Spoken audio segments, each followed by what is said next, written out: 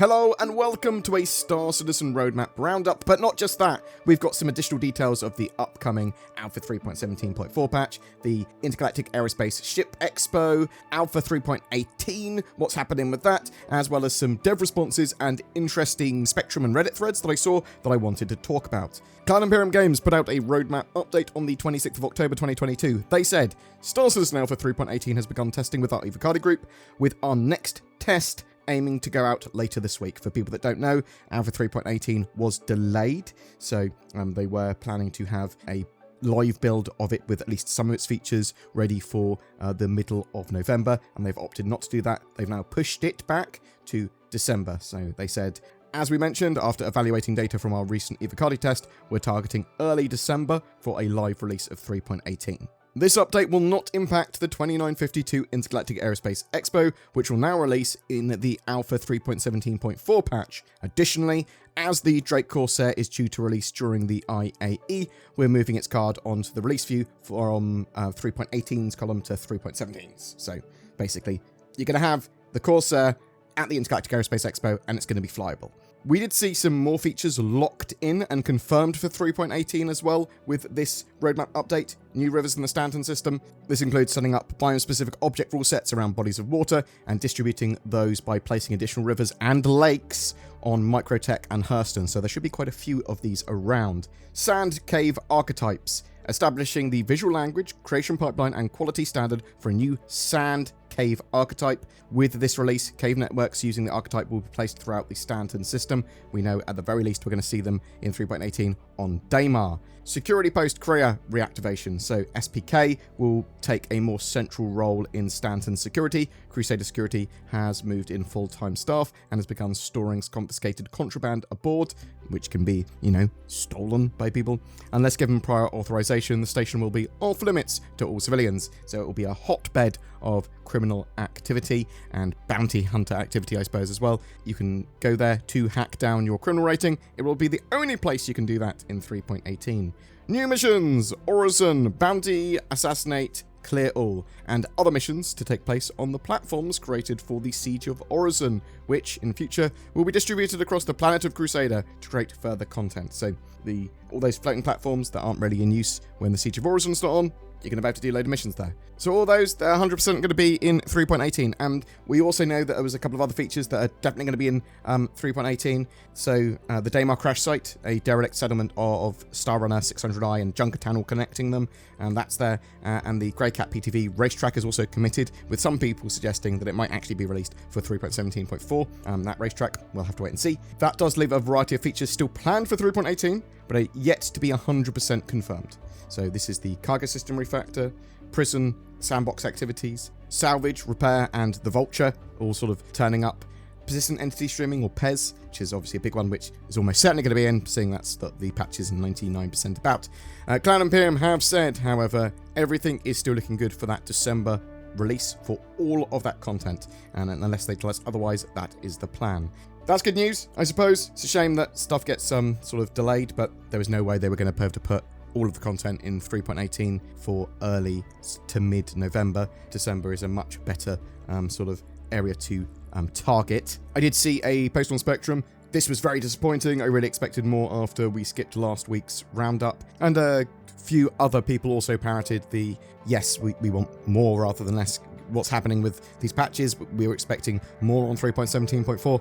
CIG's Jack Acapella responded, just as a reminder, no news is good news. This means we're on track as of time of writing. So yeah, a lot of players were expecting more details on Alpha 3.17.4, but we don't have much in the way of info on that patch yet. We do know that it's going to have the Corsair, but we also know it's going to contain that 2952 Intergalactic Aerospace Expo. So with that, we're getting a free fly, we're getting the ability to try almost every ship in the game, with manufacturers displaying their ships at the expo hall on each day.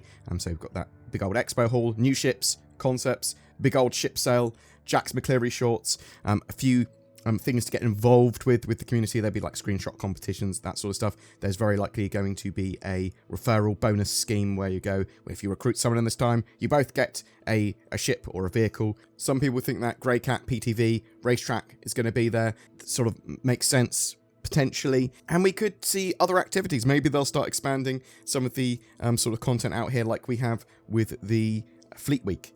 So they have like the Javelin Tour and other things that you can get involved with the fleet flying around. So they could do something entirely new content-wise if they wanted, but they're obviously piling a lot on their plates already. Again, you can probably expect that Alpha 3.17.4 patch to contain some bug fixes and balance tweaks too, some sort of removal of exploits, that sort of jazz. There were updates on the Progress Tracker 2, with a lot of work being extended out for some of the Squadron 42 elements and chapters. So I saw a related thread in Spectrum, Pyro and 4.0, where the OP, the original poster, stated, "I think we're lucky at this point if we get 4.0 next year. Reading through all the tasks on the roadmap after this week's update, it feels like if server meshing is starting testing Q2 or Q3 next year, we might get it Q4 or Q1, Q2 2024.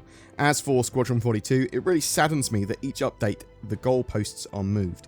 There is no way CIG are not aware of Squadron 42 being years away, yet for a long time now, all chapters were finished on the roadmap until today, when they got, again, moved forward.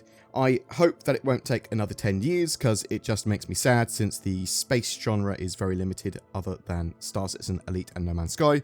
Nothing to look forward to, since everything else is forever delayed, as well, such as BGE 2, which I assume is Beyond Good and Evil 2, and Starfield. Cloud Imperium Games' Jake Acapella responded, "Just to clarify, the reason the Squadron chapters moved forward is because the majority of the teams working on Squadron are downstream. This means they only forecast 1 quarter ahead, and Q4 was added in today's publish." I think we all know that Cloud Imperium are obviously building 2 games out. Star Citizen and Squadron 42, they are long burn projects, and there have been some disappointments and obviously terrible timekeeping and estimates for dates for things. I do believe the current estimate for Squadron 42's release is within 2 years, but I have been constantly burnt like a terribly inept fire breather on these dates. At least Star Citizen does keep on releasing content updates pretty regularly, which is good. I do want the game to be released. It is a while away. Obviously, Pyro and 4.0 are a big step towards that, and hopefully we'll get it Q2 of 2023, Pyro and 4.0. But again, that might be optimistic. I saw some other threads as well that I thought were interesting. So one saying the Freelancer should have a remote turret. And I actually really like that idea. It sort of makes sense. All those stations in the front of the ship seem a bit overkill without some sort of weapon control. There's 4 stations, 4 seats there. Why do you need 4? 2, maybe? But 4. Literally making that manned turret on the ship, a remote one, just seems like a good idea. That would actually give the Freelancer more room in the back, because you didn't have to have a turret that can come up and down for the seat. And you might be able to put like larger vehicles there, or piles of cargo. Someone said the side guns were originally actually supposed to be remote controlled, which sort of makes sense, which is one of the reasons the Freelancer had 4 seats previously. So that might just be a bit of a relic that needs updating. Hopefully Cloud Imperium will do some tweaks there in the future. I almost certainly would expect them to go back over some of the old chips, especially after they've got physicalized components in, and do a bit of tweaking, a bit of sort of neatening up. Another thread I saw basically talks about the FPS railgun being massively overpowered. The thread said, "At CIG, please tell me why the railgun does more damage than the Ares Ion Size 7 cannon. A handheld railgun should not be better than the Ares Starfighters." I mean, he's not wrong. It is ridiculously overpowered, and it certainly should not be more powerful than the Ares Starfighters Size 7 cannon. So I think in the short term, it's to give infantry on the ground a strong fighting chance, while other things like air defense and ground-to-air combat are built and being balanced out and all that sort of jazz. It is a bit too powerful at the moment, yes, being able to one-shot a range of smaller ships. And isn't that what Cloud Imperium were trying to avoid with the Ares Ion? Isn't that why they effectively nerfed it, at least in the short to medium term? But you can do this very accurately, very easily with fast-traveling projectiles on an FPS weapon with the railgun. So riddle me that! That said, the railgun is good fun, and I recommend people bring them when they're doing Jump Town and that sort of stuff. So I wonder how many railgun blasts it takes to take down a Hercules A2 bomber.